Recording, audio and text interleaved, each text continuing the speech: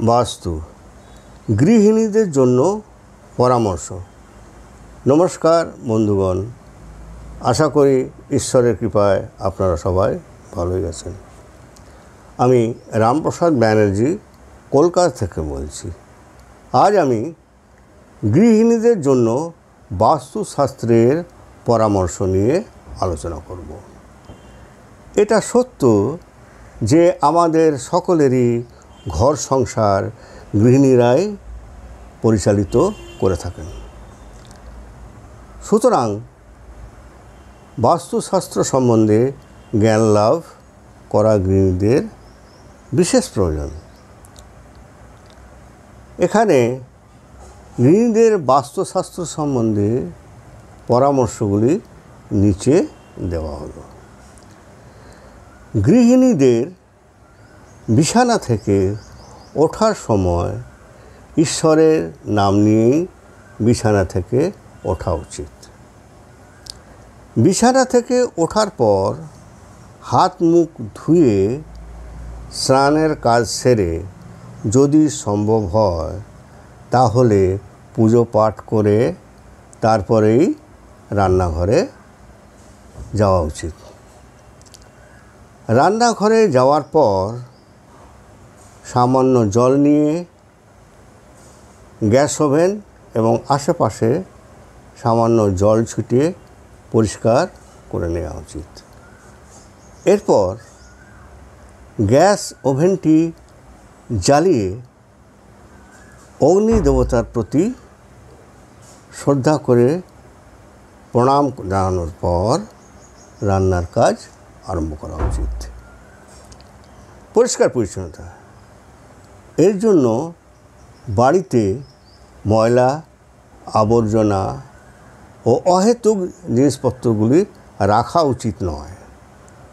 সুন্দরভাবে পরিষ্কার পরিচ্ছন্নতা করে রাখলে বাড়িতে পজিটিভ এনার্জির কাজ করে থাকে, ফলে স্বাস্থ্য ও মন উভয়ই ভালো থাকে। ঘরের ভিতর আলোর ব্যবস্থাও ঠিকমতো করা উচিত। যেমন বিশেষভাবে দিনের বেলায় পর্যাপ্ত প্রাকৃতিক আলো বাতাস ঘরে প্রবেশ করতে পারে সে ব্যবস্থা করতে হয়। আর রাত্রিতেও আলোর ব্যবস্থা ঠিকমতো করা উচিত। বাস্তু অনুযায়ী ঘরের আসবাবপত্র অর্থাৎ জিনিসপত্রগুলি সঠিক স্থানে রাখা বিশেষ প্রয়োজন। বাড়ির পূর্ব দক্ষিণে রান্নাঘর হওয়া উচিত। রান্না করার সময় ব্যক্তির মুখ পূর্ব দিক করে রান্না করা উচিত। শাস্ত্র অনুযায়ী উত্তর ও পূর্ব দিকে জলের জায়গাগুলি রাখা উচিত। এতে ঘরে সুখ শান্তি বিরাজ করে। ঝাড়ু অথবা অন্যান্য পরিষ্কার করার জিনিসপত্রগুলি দক্ষিণ পশ্চিম কোণে রাখা উচিত। উত্তর পূর্ব কোণে রাখা উচিত নয় এবং সেটা অল্প সময়ের জন্য রাখা উচিত নয়। এতে ঘরে নানান অশান্তির সৃষ্টি হয়ে থাকে। মিক্সচার গ্রাইন্ডার ভারী মেশিনগুলি সবসময় দক্ষিণ পশ্চিম কোণাতে রাখা উচিত। আলমারি কাপবোর্ড দক্ষিণ ও পশ্চিম দিকে এইভাবে রাখতে হবে যাতে এইগুলির পাল্লা উত্তর বা পূর্ব দিকে খোলে। Refrigerator, dining table, sofa set ইত্যাদি দক্ষিণ পশ্চিম রুমের দক্ষিণ পশ্চিম কোণাতে রাখা উচিত। স্টিলের কোঠাগুলি রান্নাঘর সহ অন্যান্য রুমও লাগানো যেতে পারে।